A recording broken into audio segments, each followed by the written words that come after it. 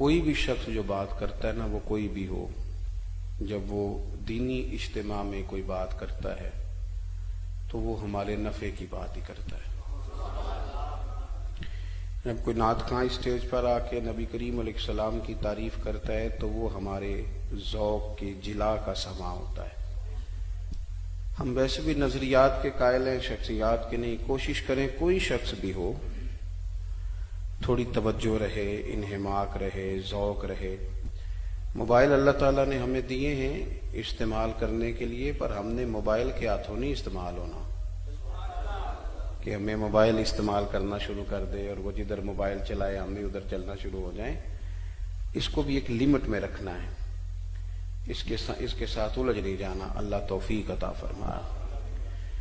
اللہ تعالیٰ نے قرآن مجید کے اندر نبی پاک صلی اللہ تعالی علیہ وسلم کی عظمتیں بیان کرتے ہوئے ارشاد فرمایا ہے کہ ہم نے نہ اپنے محبوب علیہ السلام کو داعیے الی اللہ بنا کے بھیجا ہے۔ فرمایا وَدَاعِيًا إِلَى اللَّهِ بِإِذْنِهِ، اے محبوب ہم نے آپ کو نہ اللہ کی جانب دعوت دینے والا بنا کے بھیجا ہے، بِإِذْنِهِ اللہ کے حکم کے ساتھ، وَسِرَاجًا مُنِيرًا اور آپ کو چمکتا ہوا آفتاب بنا کے بھیجا ہے۔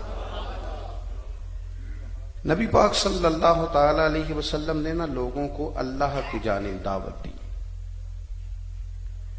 نبی پاک علیہ السلام کا جو انقلاب ہے نا وہ نظریاتی اور فکری انقلاب ہے۔ ذہن سازی کرنا کسی کی، اس شخص کی ذہنی سطح اس طرح کی بنا دینا کہ وہ خالصتاً اپنے آپ کو اپنے اللہ اور اس کے رسول کے حوالے کر دے۔ یہ جتنے ہمارے صوفیات ہیں نا، بزرگان دین تھے جن کے ہم عرس مناتے ہیں، یہ ہمیں نظریاتی بناتے تھے۔ جو فکری کمزوریاں ہماری طبیعتوں میں پیدا ہوتی تھیں ان کمزوریوں کو یہ دور کرتے تھے، اور ہمیں صاف ستھرے نظریات صرف تقریر کے طور پر ہی نہیں، اپنے عمل کے ساتھ بھی ہمیں تبلیغ کرتے تھے اور ہمیں یہ فکری بناتے تھے، نظریاتی۔ ایک نظریہ یہ ہے دنیا کے اندر پایا جاتا کہ جناب کھا لو پی لو موج کر لو، تھوڑی سی زندگی ہے اور مر جانا ہے، پتہ نہیں کیا ہوگا، جلدی سے جو تمہارے پاس ہے نا اس کو استعمال کرو، اچھے اچھے کھانے کھاؤ، اچھی اچھی گاڑیوں میں بیٹھو، اچھے اچھے بنگلوں میں وقت۔ یہ بھی ایک نظریہ ہے۔ ایک نظریہ یہ ہے، اور اس پر بہت سارے لوگ ہیں۔ پہلے اتنی گاڑیاں نہیں روڈ پہ ہوتی تھیں، اب یہ نظریہ فروغ پایا ہے تو گاڑیاں ہی گاڑیاں ہو گئیں، اور اس نظریے کی تیزی کا یہ عالم ہے کہ پرانی گاڑیاں کم ہیں۔ ایک تو ہے نا ضرورت کے لیے گاڑی ہو، وہ تو منع نہیں ہے، لیکن آپ دیکھیں گے کہ پرانی چیزیں کم ہیں، نئی زیادہ ہیں۔ کیوں؟ اس لیے کہ وہ نظریہ ہے نا کھاؤ پیو موج کرو۔ آپ یہ دیکھیں کہ پرانا موبائل آپ کو مل جائے گا، جو نیا آتا ہے وہ شارٹ ہو جاتا ہے۔ چاہیے تو یہ نہ کہ غربت ہے جی، پریشانی ہے ملک کے اندر، آزمائش ہے، لیکن نیا کیوں شارٹ ہو جاتا ہے؟ کہ شوق ہے، کھاؤ پیو موج کرو، نئی سے نئی چیز۔ زرعی زمینیں تیزی سے ختم ہو رہی ہیں، سوسائٹیاں بن رہی ہیں، اس لیے کہ بنگلوں میں رہنے کا شوق ہے، بڑی بڑی کوٹھیاں بنانے کا شوق ہے، مزاج بن گیا۔ یہ ایک نظریہ ہے۔ ایک نظریہ کیا ہے؟ ایک نظریہ وہ ہے جو رسول کریم نے عطا فرمایا، اور وہی نظریہ پھر ہمارے بزرگان دین نے، صوفیاء نے عملاً ہمارے سامنے رکھا۔ وہ نظریہ کیا ہے؟ وہ نظریہ یہ ہے کہ تم دنیا میں مسافر بن کے آئے ہو، تم نے یہاں وقت مسافروں کی طرح گزارنا ہے۔ کن فی الدنیا کانک غریب او عابر سبیل او کما قال صلی اللہ تعالی علیہ وسلم، مسافر اور راہ گیر کی طرح تم نے وقت گزارنا ہے۔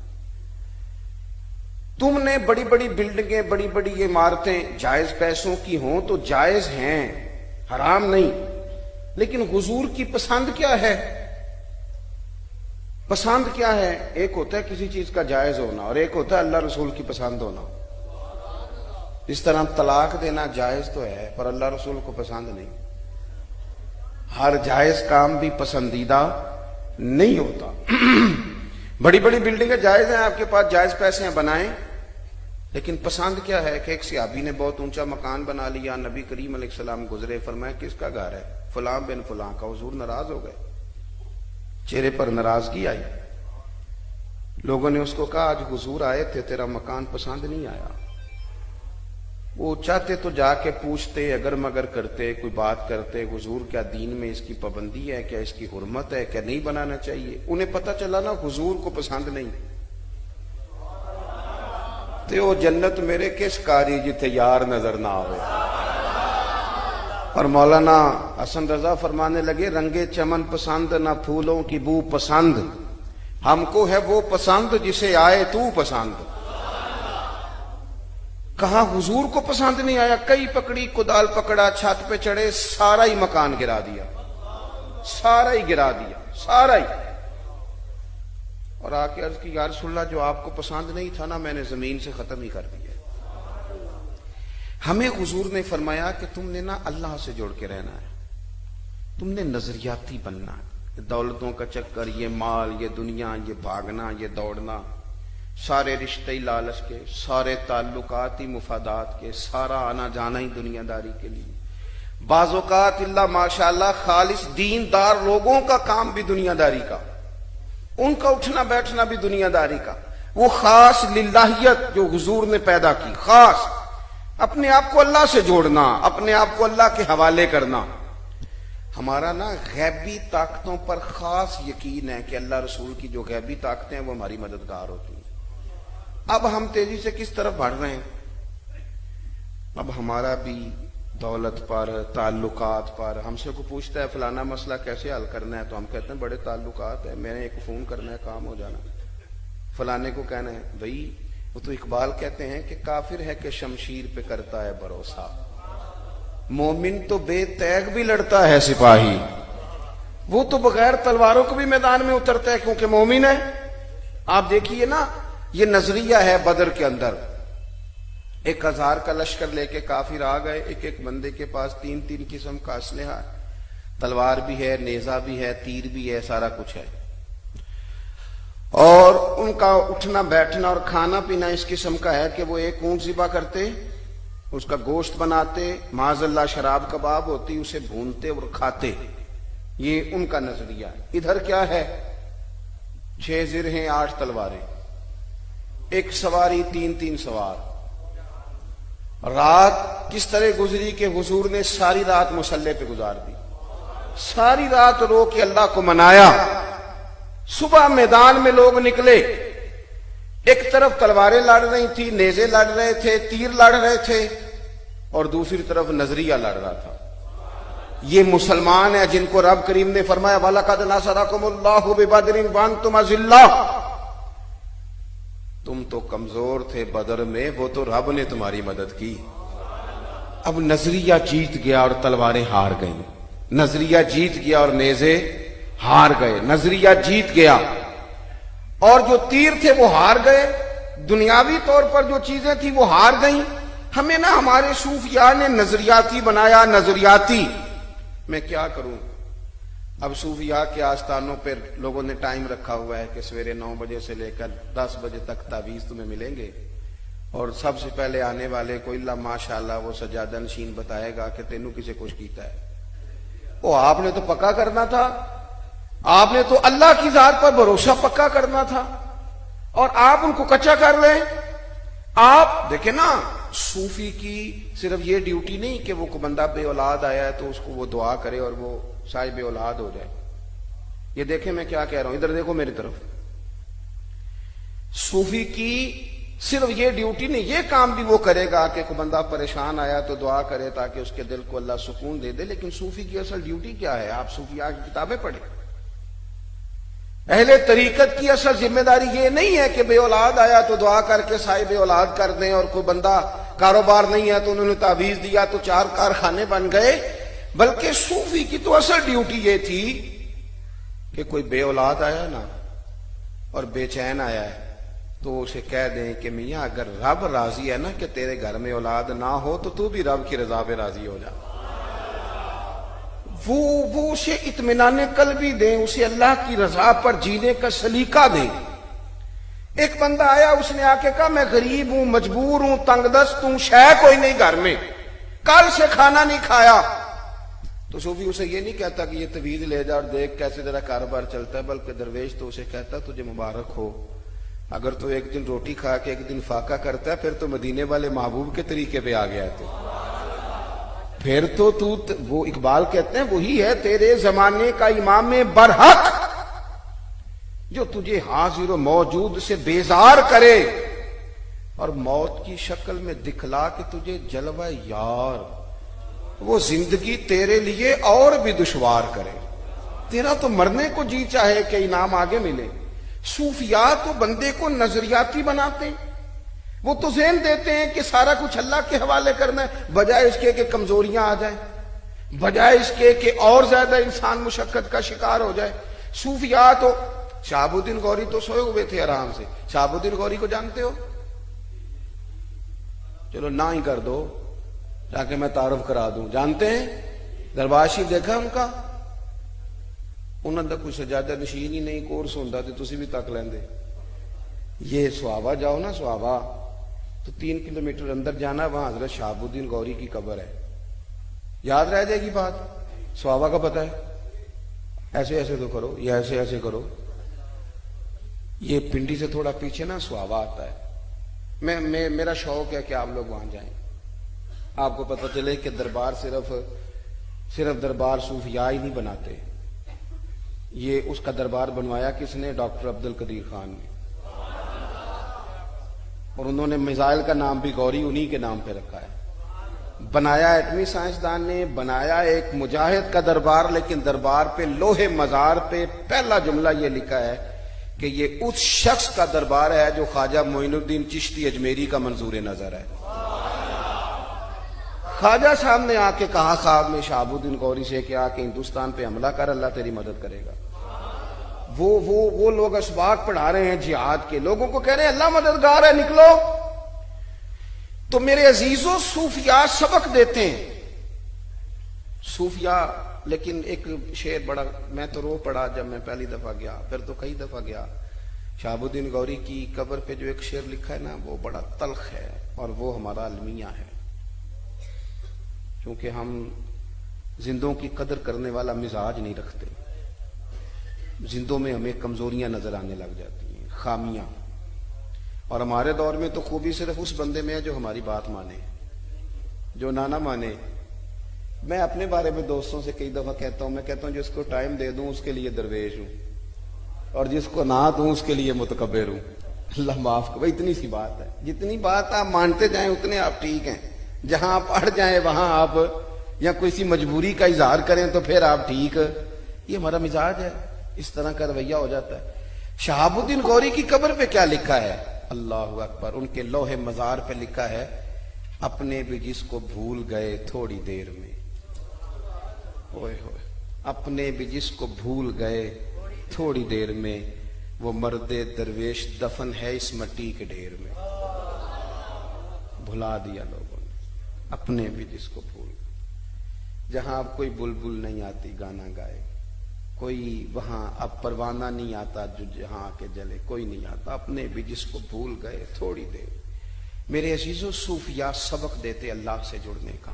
آپ دیکھو نا، نبی کریم صلی اللہ تعالی علیہ وسلم آرام فرما ہیں، سفر سے واپس تشریف لا رہے ہیں، صحابہ کرام علیہم رضوان بھی موجود تھے، تو کریم نے اس طرح کیا کہ اپنی تلوار مبارک درخت کی ٹہنی سے لٹکا دی۔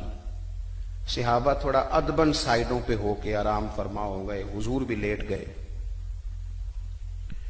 تلوار مبارک درخت کی ٹہنی سے لٹک رہی ہے، ایک شخص آ گیا، اس نے آ کے نا حضور کی تلوار کو اتارا اور تلوار حضور پر اس نے تان دی۔ اب میں تقریر کر رہا ہوں، آپ سن رہے ہیں، بات آسان ہے، لیکن اچانک نہ آپ اکیلے ہیں اور ایک بندہ آ کے پسٹل یہاں رکھ دے، نہیں چلے اس سے بھی آسان کرتے ہیں۔ چھت پہ کبھی رات کو بلی بھی ہو نا، اور صرف کمرے میں کوئی بچہ کوئی اٹھا کے کہہ دینا پتہ نہیں چھت سے کیڑا ہے، تو پھر وہ بلڈ پریشر کبھی اوپر جاتا ہے، کبھی نیچے آتا ہے. کئی دفعہ نمبر بندہ ملانا چاہتا ہے پر نمبر بھول جاتے ہیں, سمجھ نہیں آتی کہ مطلب کون سا ڈائل کرنا ہے, کس کو کس وقت ملانا ہے. یہ ایک چیز ہے نا جی, چور آ گیا, خوف طاری ہوتا ہے, بندوق اور پسٹل, اور یہ میرا مطلب ہے ایک خوف رکھتی ہیں چیزیں. اب آپ بات کو سمجھیں کہ نظریہ ہوتا ہے. ایک بندے کو ڈاکٹر صاحب نے کہہ دیا کہ جناب تو نا 15 دن مہینے کا مہمان ہے, میری رپورٹیں کہتی ہیں تو مر جائے گا. ایک غیر نظریاتی بندہ ہے, وہ بات سن کے مر جاتا ہے, اور ایک نظریے والا ہے, وہ کہتا ہے ڈاکٹر صاحب آپ جو کہہ رہے ہیں اپنے علم کے مطابق کہہ رہے ہیں, ہونا تو وہ ہے جو میرا رب چاہے گا. تو یہ تو بڑے سال بھی زندہ رہ سکتا ہے, نکال لے گا وقت, کیونکہ نظریے جیا کرتے ہیں. تلوار اس نے حضور پہ تان لی, محبوب کریم علیہ السلام نے مقدس آنکھیں کھولی. میں نے کہا کہ اچانک ہم پر کو پسٹل رکھ دینا. وہ میرے ساتھ کئی دفعہ یہ بھی ہوتا ہے کہ بہت رات کو کبھی سفر پہ, اب تو خیر میپ کی آسانی ہو گئی, کچھ سال پہلے نا کبھی دیر سے کہیں رات کو پہنچتے تھے نا, تو کسی سے ایڈریس پوچھنے کو آواز لگاتے تھے تو بندہ بھاگ جاتا تھا. بھئی یہ اندھیرے میں ایڈریس پوچھ رہے ہیں, پتہ نہیں کیا معاملہ ہے. لوگ دوڑ جاتے تھے, کہتے تھے یہ پتہ نہیں کون لوگ ہیں گاڑی پہ, اور میرا مطلب ہے کھڑا کر رہے ہیں. خوف اختیاری ہوتا تھا, اور ماحول بھی اس طرح کا ہے. تلوار اس نے حضور پہ تانی. آپ توجہ کریں گے, محبوب کریم علیہ السلام نے آنکھیں کھولی. اس کے لفظ کتنے سخت ہیں. کہتا ہے حضور آپ کو مجھ سے کون بچائے گا, قریب سے ابھی بھی کوئی نہیں, اور آپ کے پاس اسلحہ بھی کوئی نہیں, آپ لیٹے ہوئے. اب ایک سیکنڈ میں اگر تلوار چلے تو معاذ اللہ کچھ کا کچھ ہو سکتا ہے, کون بچائے گا. یہ نظریہ ہے. محبوب نہ لیٹے ہیں, کوئی بے چینی کا اظہار نہیں کیا, بلکہ حضور مسکرائے. یہ کمال, یہ نظریاتی ہوں تو پھر آپ مسکراتے ہیں, پھر دشمن تڑی لگائے تو آپ ہنستے ہیں. آپ فرماتے ہیں تو میرا کیا کر سکتا ہے, میں کوئی لوارث ہوں, میں تو اللہ رسول والا ہوں. حضور مسکرائے, کون بچائے گا. تو مسکرا کے دھیمے لہجے میں, کوئی جذباتی نہیں, دھیمے لہجے میں حضور نے فرمایا کیا کہا, کون بچائے گا. فرمایا مجھے میرا اللہ بچائے گا. اب اس لفظ میں طاقت ہے. وہ درویش نے کہا تھا کہ جو بندہ تم سے کہے نا کہ میں نے اپنا معاملہ اللہ کے سپرد کر دیا, اسے ڈرا کرو. اس نے سب سے بڑی کورٹ میں مقدمہ درج کر دیا. اور یہ جو لفظ اللہ ہے نا, اس میں تاثیر ہی بڑی ہے. ابو علی سینا بہت بڑے سائنسدان تھے. حضرت ابو الحسن خرقانی کی محفل میں آ کے بیٹھ گئے تو شیخ اپنے مریدوں کو اللہ اللہ بتا رہے تھے, اللہ اللہ سکھائی جا رہی تھی. میں کچھ عرصہ پہلے ایک بزرگ کی تقریر سن رہا تھا, تو وہ کہہ رہے تھے اب اللہ اللہ سے نکل کے نا خانقاہوں سے تو جہاد کرنا چاہیے. تو میں نے ان سے کہا بزرگوں پہلے وہ خانقاہ تو بتائیں جہاں اللہ اللہ ہو رہی ہے. اب تو سیاست ہی ہو رہی ہے, اللہ ماشاء اللہ جہاں بھی ہو رہی ہے. ہو سکتا ہے کچھ جگہ ہوں, ورنہ وہ مریدوں کے بیچ بیٹھ کے ذکر کرانا, مراقبہ کرانا, وظائف بتانا, ان کے اسباق بدلنا, وہ کہاں رہ گیا معاملہ. خانقاہوں میں مجاور رہ گئے یا گورکن. حضرت ابو الحسن مریدوں کو اللہ اللہ بتا رہے تھے, تو ابو علی سینا بھی بیٹھا تھا. تو شیخ نے فرمایا بھی اللہ اللہ کرو گے تو دل نرم ہو جائے گا. تو وہ سائنسدان تھا نا, عقل مند تھا, تو کہنے لگا دیکھو مولوی جو مرضی بتا دیتے ہیں لوگوں کو, ذات خدا میں تو تاثیر ہوئی, اب نام خدا میں معاذ اللہ کیا تاثیر ہے. ایک ہے اللہ کی ذات, آپ کی سمجھ میں بات آ رہی ہے میری. وہ اپنی عقل کے زور پر اعتراض قائم کرتا ہے, معاذ اللہ کہتا ہے ایک ہے ذات خدا, اللہ تو سارا کچھ کر سکتا ہے, اور ایک ہے یہاں لفظ اللہ لکھ دیا جائے, یہ تو لفظ اللہ ہے نا, یہ تو اسم اللہ ہے, ذات اللہ تو نہیں. تو وہ کہنے لگا ذات خدا میں تو تاثیر ہوئی, تو یہ نام خدا میں. میری بات کی سمجھ آ رہی, پھر غور کریں. اس نے اعتراض قائم کیا, کہنے لگا مولوی کہہ رہا ہے اللہ اللہ کے لفظ سے دل نرم ہوگا, کہنا چاہیے اللہ چاہے گا تو تمہارا دل نرم ہوگا, لفظ خدا. جب اس نے یہ بات کہی نا, توجہ ہے میری بات پر, تو حضرت بھی بڑے علم و حکمت والے تھے, فوراً فرمانے لگے, کہنے لگے ابو علی سینا تو بھی گدھا ہی ہے. اب اتنے بڑے سائنسدان کو اتنے لوگوں کے بیچ گدھا کہہ دیا, اس کا تو رنگ بدل گیا, آنکھیں سرخ ہو گئیں, ہاتھ کانپنے لگے. مجھے کہہ دیا گدھا. جب چند منٹوں میں اس کی کیفیت بدل گئی تو حضرت مسکرائے, فرمانے لگے ابو علی سینا گدھے کے نام میں اتنی تاثیر ہے, تیرا رنگ بدل گیا, بتا اللہ کے نام میں کتنی تاثیر ہے.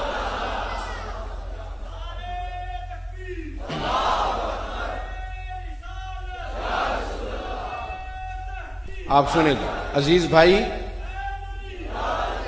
نبی کریم علیہ السلام نے نا جب اس سے کہا نا کہ مجھے میرا اللہ بچائے گا، تو بڑی تاثیر ہے اس لفظ میں، اللہ بچائے گا۔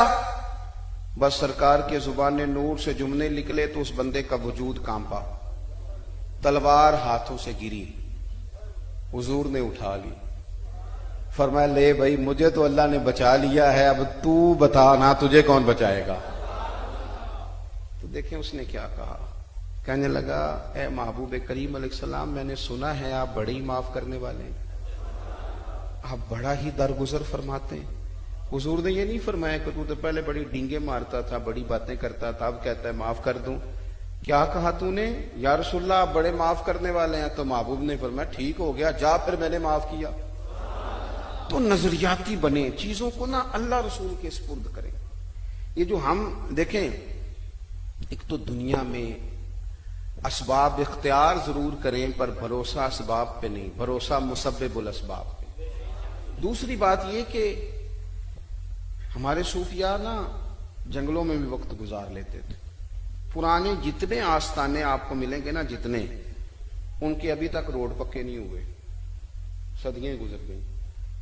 کیسے گئے وہاں لوگ؟ سوشل میڈیا پہ دیکھ کے گئے بزرگوں کو، ان کی تصویریں میرے خیال ہے بہت بڑی بڑی لگی ہوں گی پوسٹروں پہ اور کھمبوں پہ لٹکی ہوں گی، یہ دیکھ کے چلے گئے وہ لوگ۔ ان کی اللہ نے کشش رکھی تھی دلوں میں، انہوں نے کوئی بڑے بڑے محلات نہیں بنائے۔ وہ تو بعد میں پھر شہزادگان کا خیال آیا کہ ابا جی پتہ نہیں یہاں کیوں رہتے تھے، ہمیں تو کہیں اور کوٹھی بنانی چاہیے، وہ پھر کہیں دور نکل گئے۔ ورنہ صوفیاء وہیں بیٹھ کے جب ان کے مرید دیکھتے تھے نا کہ ہمارا شیخ یہاں کچے مکان میں رہتا ہے، سادے کلی میں وقت گزارتا ہے، تو پھر وہ بھی وہاں بیٹھ کے اللہ اللہ کرتے۔ اب آپ میں بڑے درد سے کہتا ہوں، اب آستانوں پہ سلوٹ تو رہ گیا ہے، کوئی دربار پہ سلام کرنے تو آتا ہے، لیکن وہاں جس ترتیب سے لوگ ہر وقت بیٹھ کے رب رب کرتے تھے وہ چیز نہیں رہی۔ کیوں؟ اس لیے کہ جنہوں نے میر مجلس بننا تھا وہی موجود نہیں رہے۔ عزیز دوست، ہمارے بزرگوں نے نا سبق پڑھایا لوگوں کو کہ یہاں تم بے شک سادہ لباس بھی پہن لو، اون کے کپڑے بھی پہن لو، یہاں تم بڑے سادے بھی وقت گزار لو، تمہارے لیے تمہارے رب نے جنت میں بڑی نعمتیں تیار کی۔ چونکہ پتا تھا کہ آگے بڑا کچھ ہے، نظریہ تھا، تو پھر یہاں لمبے چوڑے مکان بنانا چکروں میں۔ دیکھیں نا حضرت عمر فاروق 24 لاکھ مربع میل پہ بندہ کرے نا حکومت، تو کوئی نہ کوئی پلاٹ اس کا اپنا بھی نکل ہی آتا ہے۔ 24 لاکھ مربع میل پہ حکومت کرے نا تو میاں یہاں تو بڑے بڑے اعزازی پلاٹ بھی لوگوں کو مل جاتے ہیں۔ کہتے ہیں یہ صحافی کالونی، یہ وابڈا کالونی ہے کہ نہیں، یہ جناب فلانے لوگ جو فلان جگہ پہ امپلائر ہے ان کے لیے فلانے کے لیے بنتے ہیں کہ نہیں بنتے، یہ فلانوں کے لیے پلاٹ نکل ہی آتے ہیں نا میرے بھائی۔ آپ کے ہاں جو آدمی ریٹائر ہو جاتا ہے نا وزیر اعظم، وہ 20 دن 40 دن بھی رہے تو اس کو بھی ساری زندگی تنخواہ ملتی ہے، سہولتیں ملتی ہیں، قانون بن گئے۔ تو 24 لاکھ مربع میل کا حکمران کوئی نہ کوئی پلاٹ تو نکل ہی سکتا تھا، لیکن پلاٹ تو نہیں نکلا حضرت عمر کا، قرضہ ضرور نکلا۔ اور پتر کو بلا کے کہا 80 دینار کا قرضہ ہے، میرے قریبیوں سے بات کرنا، اگر ان سے ہو سکا تو ٹھیک، ورنہ عثمان غنی سے بات کر لینا، مولا علی سے کر لینا، میرے دوستوں سے کر لینا۔ لیکن پتہ ہے حضرت عمر نے پلاٹ کیوں نہیں بنایا؟ چونکہ ان کا نظریہ تھا۔ نظریہ کیا تھا؟ حضور معراج سے واپس آئے تو فرمایا عمر میں جنت میں تیرا مکان دیکھ آیا ہوں۔ ان کو پتہ تھا نا میرا تیار ہے۔ آپ نے کبھی دیکھا ہے کہ بندہ سعودی عرب رہے 35 سال بھی تو وہاں وہ مکان بنائے؟ نہیں، وہ کہتا میرا پاکستان میں بنے گا مکان۔ حضرت عمر کو پتہ تھا میرا بنا ہوا ہے، اور حضور نے فرمایا عمر تیرا محل اتنا شاندار تھا، دروازے پہ حور بھی بیٹھی تھی، میرا دل کرتا تھا جا کے اندر سے دیکھوں۔ پھر میں نے سوچا کہ عمر غیور ہے، کہے گا پہلے خود ہی قانون بنایا ہے کہ کسی کے گھر بغیر اجازت کے نہیں جانا چاہیے، اور تشریف بھی لے گئے تو میں نہیں گیا، ورنہ دل چاہتا تھا اندر سے دیکھوں۔ تو حضرت عمر رو پڑے، کہنے لگے حضور مجھے میری ماں روئے، میں کوئی آپ پر غیرت کرتا، یہ جو کچھ ہے آپ کے قدموں کی برکت ہی ہے۔ تھوڑے سے نا نظریاتی ہو جائیں، تھوڑے سے نظریاتی۔ ہمارے ہاں نا اب غریب آدمی بھی سوچ سمجھ کے یاری لگاتا ہے، غریب سے وہ بھی نہیں لگاتا، اس کو بھی کوئی امیر بندے چاہیے۔ دوستی لگانے کو. آپ نظریاتی ہو جائیں گے نا. ہمارے بزرگ ہمیں بتاتے ہیں کہ یہاں تم نے دنیا میں بہت زیادہ وقت نہیں رہنا, تمہارے مکانات آگے بنے ہوئے ہیں, اس کے لیے تیاری. حضرت شاہ فرید الدین صاحب عطار صرف وہ صوفی نہیں, وہ صوفیاء کا تعارف کرانے والے ہیں. ان کی تذکرۃ الاولیاء ہمیں صوفیاء کے دروازوں تک لے جاتی ہے. شاہ فرید الدین عطار فرماتے ہیں میں توبہ کرنے سے پہلے بہت بڑا عطار تھا, عطر کا کاروبار کرتا تھا. عطر کا کاروبار بڑا مہنگا کاروبار ہے. ایک تو وہ ہے نا جو غریب لوگ خوشبو لگاتے ہیں, اور ایک بڑا اونچا چلا جاتا ہے. یہ باقاعدہ خرچہ ہے, یہ باقاعدہ خرچہ ہے. عرب شریف میں اللہ تعالی ہم سب کو موقع عطا فرمائے تو جہاں سنار کی دکان ہوتی ہے نا, اس کے ساتھ خوشبو والی دکان ہوتی ہے.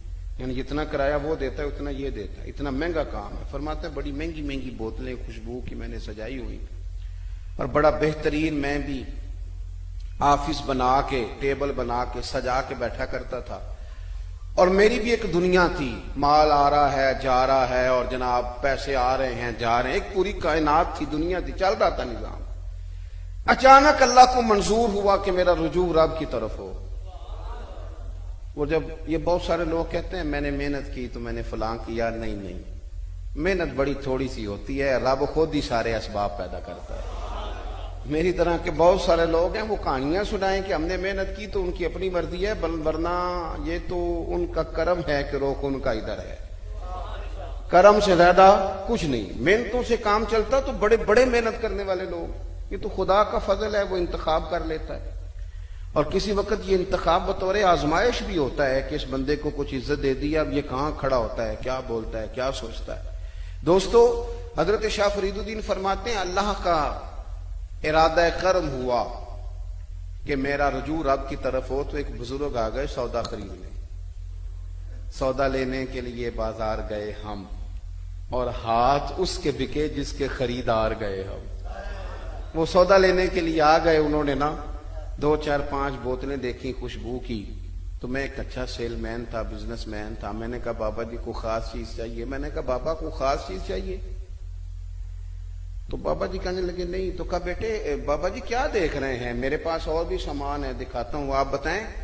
تو بزرگ فرمانے لگے پتر میں تو یہ دیکھ رہا ہوں کہ تیری جان بڑی مشکل سے نکلے گی. میں نے کہا جی اس کی کیا وجہ ہے جی؟ کہنے لگے پتر تو نے مال ہی بڑا جمع کیا ہوا ہے. مرنے لگے گا کبھی یہ والی شیشی یاد آئے گی, کبھی یہ والی یاد آئے گی, کبھی وہ والی. سادہ نہ کر لے, کبھی لاہور والا پلاٹ, کبھی اسلام آباد والا, کبھی کراچی والا, کبھی کوئی, کبھی وہ حبیب بینک والا اکاؤنٹ یاد آئے گا, کبھی یو بی اے. تو کیسے مرے گا اتنا کچھ چھوڑ کے؟ جتنی بندہ محنت کرے, اتنی سہولیات جمع کرے ڈرائنگ روم میں, پھر مر جائے. اسی لیے تو میرے بھائی لوگوں کا مسجد میں دل نہیں لگتا. انہوں نے اپنے حجرے میں اتنا کچھ جمع کر لیا ہے گھر کے اندر کہ وہ کیسے چھوڑ کے جائیں. وہ تو بھاگتے ہیں, دوبارہ دوڑتے ہیں گھروں کے اندر. فرماتے ہیں تو نہیں مرے گا, بڑا مشکل ہو جائے گا, یہ اتنی چیزیں چھوڑ کے کیسے مرے گا؟ تو کہتے میں دنیا دار تھا, مجھے غصہ آیا. میں نے کہا بابا میری جان مشکل سے نکلے گی تو تیری کیسے نکلے گی؟ تو کہنے لگے پتر ادھر آ دکھاؤں. میں قریب گیا, بابا جی فرش پہ لیٹے, کلمہ پڑا, روح پرواز کر گئی. عرش فرشتے بانگا ملیاں, مکے پہ گیا شور. بلے شاہ آسان نہیں مرنا, تے گور پہ آ کوئی اور. تے نالے وارث شاہ وہ کدو مر دے جنہ کیتیاں نیک کمائیاں نے, وہ کدو مر دے. کہنے لگے اس طرح مر جائیں گے. دیکھیں نا, غریب 500 سال پہلے امیروں سے جنت میں چلے جائیں گے. 500 سال, جہاں 1000 سال کا دن ہے وہاں 500 سال پہلے. حضرت بلال جیسے لوگ اللہ اکبر یہ قیادت کریں گے اور سب سے آگے آگے جنت میں. اور بھائیوں نظریاتی بنے. ہمارے بزرگوں نے ہمیں اللہ سے جوڑا ہے, جڑ جائیں رب رسول سے. یہ نہ اتنا زیادہ الجھاؤ دنیا داری کی سیاستیں, چکر, کہانیاں, سٹوریاں, آنے جانے, معاملات, اتنا نہیں. جتنا دنیا کو منانے کے لیے نکلتے ہو نا, اتنا 20 منٹ کبھی مصلے پہ بیٹھو نا تو رب تو راضی ہو جائے تو لوگوں کے دلوں میں محبت پیدا کر دیا کرتا ہے. اللہ راضی ہو جائے. اپنی طبیعت نظریاتی بنائیں, سوچیں نظریاتی, ذہن بنائیں کہ جو میرے نصیب کا ہے وہ کہیں اور نہیں جائے گا, وہ میرے گھر آئے گا. کچھ چھین کے لے جا سکتا ذہن بنائیں کہ ہم نے سارا کچھ یہی نہیں کرنا. ہمارے لیے ہمارے رب نے جنت میں بڑے بڑے مکانات تیار کیے, بڑے بڑے. اور حضور نے پتہ کیا فرمایا, پنجابی چاقیدہ ہے, تو کدی سوچیا بھی نہیں ہوئے گا, کہتے ہیں نا تو سوچیا بھی. حضور کیا فرماتے ہیں, بخاری مسلم ہے, فرمایا رب نے تمہارے لیے جنت میں وہ نعمتیں تیار کی نہ کسی آنکھ نے دیکھی, نہ کسی کان نے سنی, نہ تمہارے دل پر کبھی خیال ہی گزرا ہوگا. رب وہ شانیں تمہیں جنت میں عطا کرے گا, من چاہی مرادیں. آخری بات سنیں, کسی بھی بزرگ کے جب آپ عرس پہ آتے ہیں نا, کوئی بھی بزرگ ہیں اللہ والے ہیں, تو آپ کو ایک چیز کامن نظر آئے گی سب بزرگوں میں مشترکہ, تمام بزرگان دین میں جتنے بھی اللہ کے کامل بزرگ ہوئے تمام میں, کہ وہ نہ اللہ سے جڑے رہے. اللہ سے آپ کو بڑا کم ایسا ملے گا کہ کسی بزرگ نے کوئی دنیاوی لحاظ سے, دنیا داری کے لحاظ سے لوگوں کو دیکھیں نا. ہمارے ہاں لوگ نعرہ لگاتے ہیں, یہ نعرہ برا نہیں کہ میں سڑکیں ٹھیک کرا دوں گا, میں یہاں صاف پانی کا بندوبست کرا دوں گا, یونیورسٹی قائم کراؤں گا, یہ اچھی باتیں ہیں, یہ بہترین کام ہے, یہ ساری باتیں ٹھیک ہیں. لیکن بزرگان دین جو نظریہ دیتے تھے نا, وہ پتہ کیا تھا, وہ سڑکیں تعمیر کرانے سے زیادہ توجہ کرتے تھے انسانوں کی تعمیر کرانے پر. آپ بتا سکتے ہیں کہ نبی پاک علیہ السلام نے کب نعرہ لگایا تھا کہ مکے میں اتنی یونیورسٹیاں بنائیں گے, یہ فلانا فلانا روڈ فلانی فلانی جگہ ملا دیں گے, یہ نعرہ لگایا حضور نے؟ حضور نے تو نعرہ لگایا تھا کہ میں نا مکارم اخلاق کی تکمیل کرنے کے لیے آیا ہوں. اعلیٰ ترین اخلاق, اعلیٰ ترین. اگر اخلاق نہ بلند ہوں تو لوگ ماسٹر کی ڈگری لے کے بھی آ جائیں تو پھر بھی خود غرض ہو کے نکل جائیں. اخلاقی تربیت نہ ہو تو ہم نے دیکھا ہے کہ لوگ, اللہ تعالیٰ نے توفیق دی, کسان کا بیٹا ڈاکٹر بن جاتا ہے, لیکن پھر بھی وہ سوچتا پتہ کیا ہے کہ میں پیسے دے کے بناؤں. وہ پھر بھی کسی غریب کی داد رسی کو تیار نہیں ہوتا. وہ کہتا 2000 کی پرچی کاٹو گے تو پھر میرے پاس آؤ گے. وہ 10 مریض بھی مفت چیک نہیں کرتا الا ماشاءاللہ, کیونکہ نظریاتی نہیں. نبی کریم علیہ السلام نے اخلاقی بلندی کی بات کی. ہمارے صوفیاء اخلاقی بلندی کی بات کرتے, اخلاقی کردار کی. میں نے بات ختم کرنی ہے. ان کا نا ایک ذوق تھا, وہ رب کے بندے سمجھ کے لوگوں سے پیار کرتے, اور ان کا بڑا دل کرتا کہ یہ بندہ اللہ والا. حضرت باعزید بستامی کسی کافر کو دیکھتے نا, نوجوان کو, تو رو پڑتے. لوگ کہتے حضور کیوں روئے؟ فرمایا میرا دل کرتا ہے یہ کلمہ پڑھ جائے. کہتے یا اللہ اسے توفیق دے دے, اتنا سونا بنا کے دوزخ میں ڈالے گا, اسے توفیق دے دے یہ مسلمان ہو جائے. لوگوں کی اخلاقی, تاکہ وہ لوگ نہ بچ جائیں جہنم سے.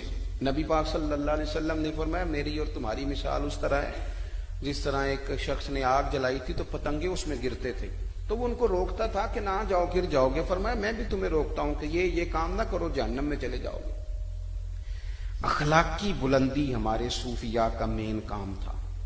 وہ لوگوں کی کردار بلند کرنا چاہتے تھے. ان کی صوفیاء, جب آپ لفظ بولتے ہیں نا صوفیاء, تو معنی ہوتا ہے میٹھا بولنے والے, معاف کرنے والے, پیار کرنے والے.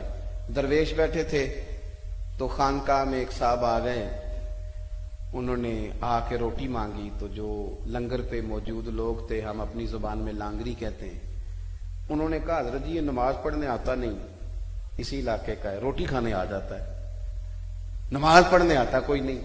حالانکہ نماز کتنا ضروری کام ہے نماز. لیکن رب کے بندے نے جو جواب دیا وہ بڑا سمجھنے والا ہے. وہ کہنے لگے چلو دے دو روٹی, اگر اللہ بے نمازی کو دے دیتا ہے تو تمہیں کیا مسئلہ ہے, اگر رب بے نمازی کو روٹی دیتا ہے تو چلو تم بھی. اور بزرگوں کی زبان سے یہ لفظ نکلے تو روٹی کھانے اور مانگنے والا رو پڑا, کہنے لگا حضور معاف کر دیں, آج کے بعد روٹی کھانے نہیں آؤں گا, میں خانقاہ پہ نماز پڑھنے بھی آیا کروں گا. آپ کی اخلاقی بلندیاں جب عروج پہ ہوں گی تو پھر نا ہمیں پیروں کی کرامت نہیں سنانی پڑے گی, پیروں کی کرامت نہیں سنانی پڑے گی گھر جا کے. اگر آپ کا رویہ ٹھیک ہوگا نا بیوی کے ساتھ, بچوں کے ساتھ, بھائیوں کے ساتھ, تو انشاءاللہ تعالیٰ آپ کے پڑوسی کی اماں بھی کہے گی پتر انہوں بھی اوتھے لے جائے, انہوں بھی مرید کرا لیا. لیکن اگر آپ گھر جا کے بیوی کو گالی دیں, معاذ اللہ بری بات کریں, تو فوراً کہیں گی اے دسیا تینوں پینا, اے سبق پڑھنا ہے استاداں کو. تو آپ کا عمل ہی تبلیغ ہے، وہ آپ مثبت کرا لیں اپنے مشائخ کے ہاتھ میں یا منفی کرا لیں۔ اخلاقی بلندی ہی بنیادی کام ہے۔ اللہ کے حضور دعا ہے مالک اس آستانے کو آباد